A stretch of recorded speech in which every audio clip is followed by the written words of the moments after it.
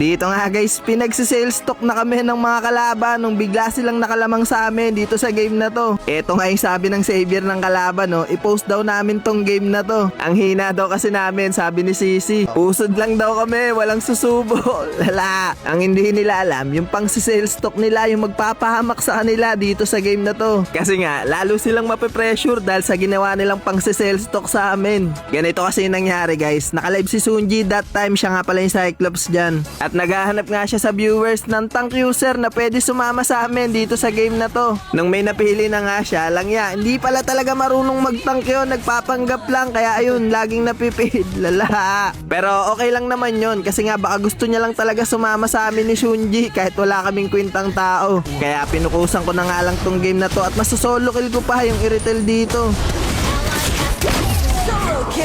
Kaso nga lang early game pa lang nagkaroon na nga ng 3 deaths dito yung tank namin, tapos tinrush talk na siya ng mga random naming kakampi. Tapos nga natawa pa ako sa sinabi dito ng tank namin na Kalea. Hindi ko alam kung nagbibiro ba to, ano eh, sabi niya lag boss 3ms. Lala. Gunggong, barilin kita sa mukha eh. Tas dito ko na nga talaga napatunayan na hindi talaga nagtatang tong Kalea na to eh. Kasi akala ko meron siyang gagawin ditong maitim na balak. Bigla siyang tumalon at akala ko magsiset. Ayun pala, level 3 pa lang pala siya. Kaya yun, patay ang gwapo. Pero kahit gano'n na nga yung nangyayari sa tank namin, medyo na ibabawi ko naman siya dito. Sa pagkakataon kasi na to, medyo aasim si Tito Bagadang kaya mapipitas ko patuloy siya. Pati nga si Iritel, madidiskartehan ko rin siya dito.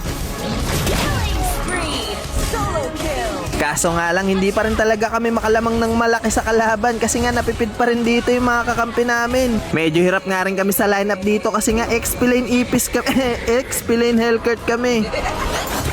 At dito na nga tuluyang lumamang sa amin yung mga kalaban kasi nga nagkanda sunod-sunod na nagkanda matay na dito yung mga kakampi ko.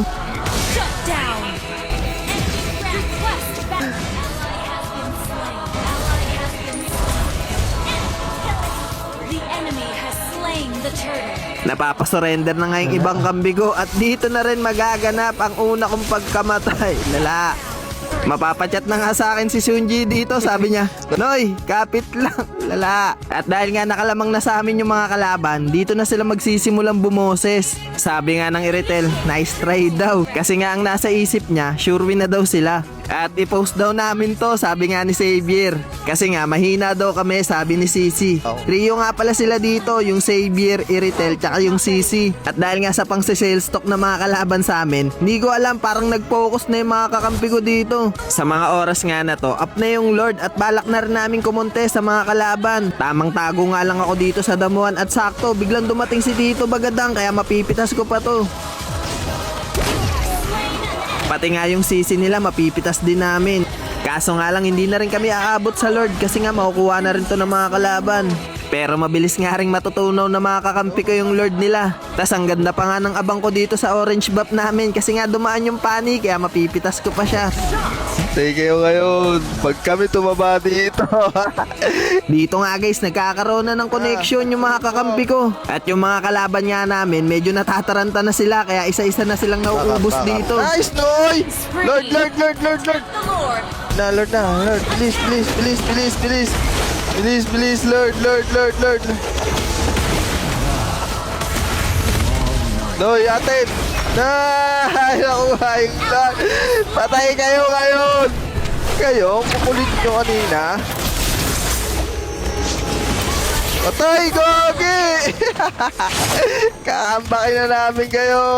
At dahil nga nasa panig na namin yung Lord ngayon, alam nyo na. DJ, music please!